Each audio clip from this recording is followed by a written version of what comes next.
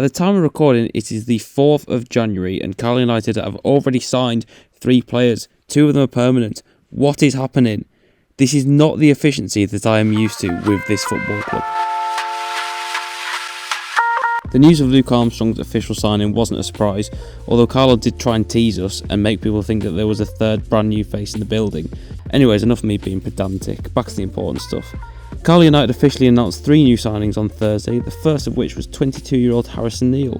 This news was shortly followed by the arrival of Irish under-21 international Sean Grehan, who's come on loan from Crystal Palace, and then the official announcement of Armstrong as a Carlisle player.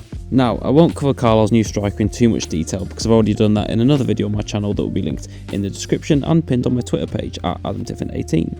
But the new key detail with him is that he's been given a 3.5-year deal. It is a huge investment in him, and as you'll see in the video that I mentioned, I think it's a great move.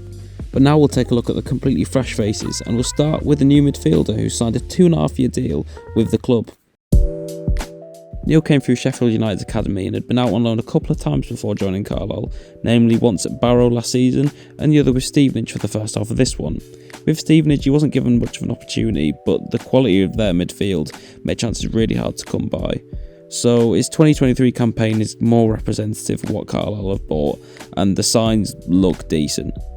He played 52 games at all competitions for Barrow last season, and 41 of the 45 league games that he played in were starts.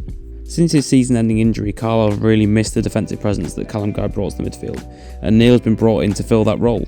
He was in the top 10% of midfielders in League 2 last season for duels won per 90, duels won percentage, aerial duels won per 90, and ball recoveries per 90 as per FOTMOB. He was also in the top 25% for tackles won per 92. These numbers are all similar, if not better, than Owen Moxon's were last year.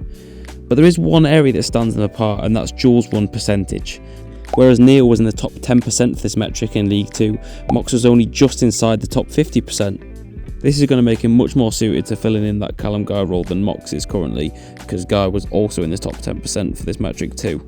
I always think the reaction of other fans to a move is always very telling, and with the way that some Barrow fans were pleading to have him back, I think it's safe to say that he's at least an alright player and he should be able to fill that hole that has been left in the team thanks to Guy's injury.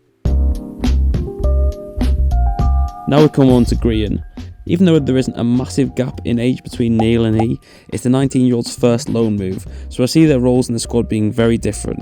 I expect the former Sheffield United man to come into the team right away, and I think Grehan will take a bit of time to get bedded in, and even still it's not likely that he's been brought in to start every game, at least not in my opinion.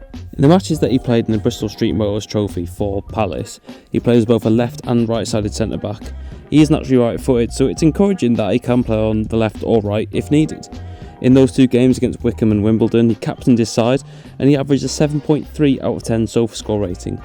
Obviously neither of the teams he faced were at full strength, but still it's EFL opposition and he played pretty well. After his signing was announced, this is how an anonymous Crystal Palace source described Grehan to Gabriel Sutton.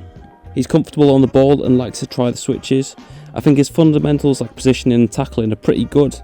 I think he should be capable of having a good EFL career at least. The question mark will be the physical side of the game, but the effort and bravery is there.